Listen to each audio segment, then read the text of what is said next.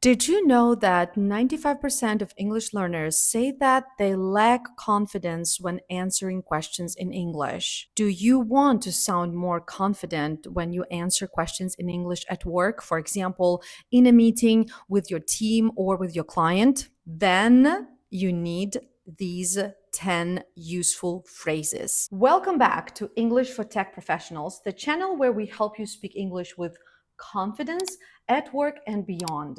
I'm Anna Gunderbora, your English and effective communication coach. And today I'm going to share 10 powerful phrases for answering questions in English. So you don't have to think what to say. You will know what to say right away, regardless of the question. In English speaking culture, it's important to start your answer in a confident, polite, and professional tone.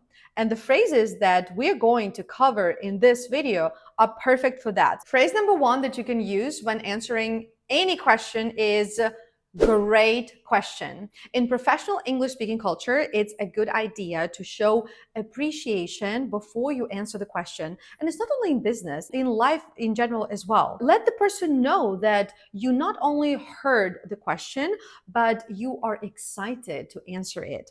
That's why phrases such as great question or excellent question or good question are so common. For example, great question. Here's how it works. By the way, when you say great question or excellent question, you actually show that you're excited. But sometimes when you say that's a good question, it kind of shows that it's a little bit difficult question for you to answer and you need maybe some time to think. For example, when I talk to my best friend and I ask some questions, he very often says, great question, that's a great question, or good question if he hesitates to answer, or maybe if he struggles answering the question. So it tells me that the question is difficult and he needs more time to think. Phrase number two, I would say is a gentle way to share your opinion without sounding too direct.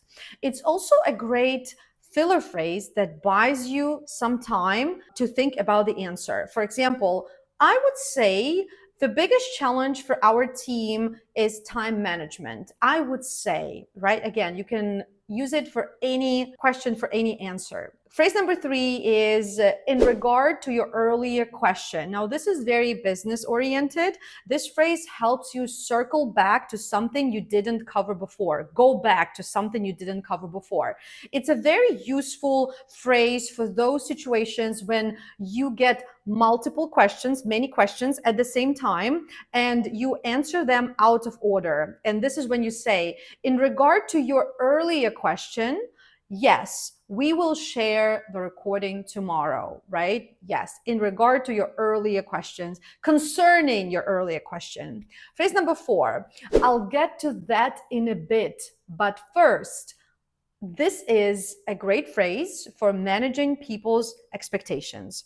When you get asked a question, you don't want to answer just yet, now. Instead of being rude and ignoring the question, like many people do, just say something like this. For example, what are your pricing models? That's a great question. I'll get to that in a bit, but first, let me cover our core functionality.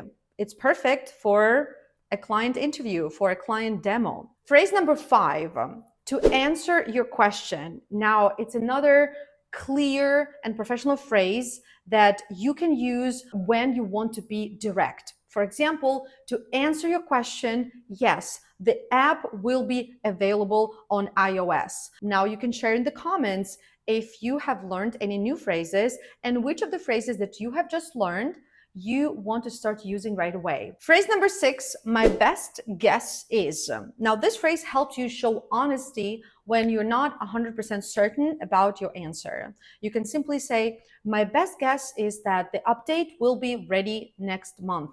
The person understands that you don't know for sure, but you're still answering the question. Another phrase is, what you want to do is, or what you don't want to do is. Now, these are good phrases for when you are giving advice or instructions, right? When the question was about advice or instructions. For example, when drafting a proposal, what you want to do is keep your sentences short. What you don't want to do is overcomplicate things. What you want to do, what you don't want to do. And also remember that in English, we often shorten words together. That's why we say what you want to do, what you don't want to do. Want to, wanna, don't want to, don't wanna. Phrase number 8 is so in short, or to recap. Guess what? This is another norm in polite business communication to summarize your answer in one sentence, especially if your answer was long and detailed. You need to give a summary. This helps the listener understand you better. Also, it helps the listener focus their attention on the key points of your answer. So you really want to summarize it to make it clear to them. And you can say, in short, we'll test it this week and launch next week. Phrase number 9 is, I hope that makes sense.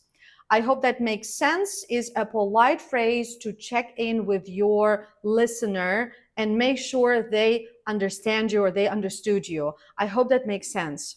For example, the process is a bit technical, but basically that's how it works. I hope that makes sense. For example, if somebody explains something to me and then they ask me, do you understand? Of course, I'm going to say, yes, I do, because I don't want to admit that I'm stupid and I didn't understand.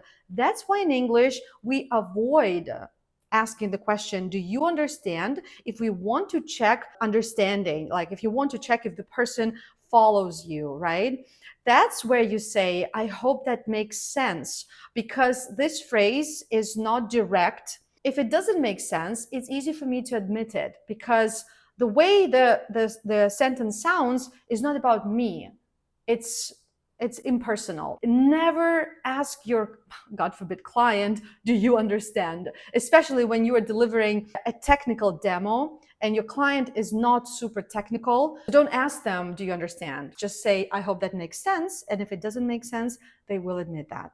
And finally, last but not least, phrase number 10, which is, that would be my answer. Now, this signals that you wrapped up your answer and you're ready to move on, maybe to the next question. Here's an example. I think we need to stick to the original timeline for now.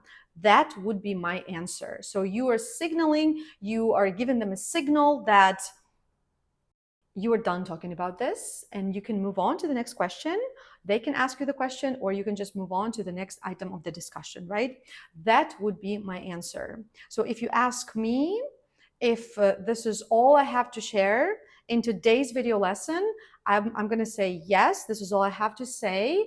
And that would be my answer. Here's a quick bonus fact. That would be my answer is quite a formal or semi-formal business-oriented phrase. In an informal setting, in a conversation in English, that would be my answer is not going to be used as often as so yeah. So yeah is that would be my answer in informal English. Here's an example. You can say something like, I tried several cafes, but the one near the station is my favorite. So yeah, I hope you enjoyed this video. If you liked it, give it a like, and please continue working on your English. If you have any questions, drop them in the comments. And if you want me and my team to help you improve your English, whether it's general English, business English, or tech English, feel free to read the description on this video. You will find more information about our online courses and other offers that we have that can help you start improving today. I'll see you next time. Bye for now.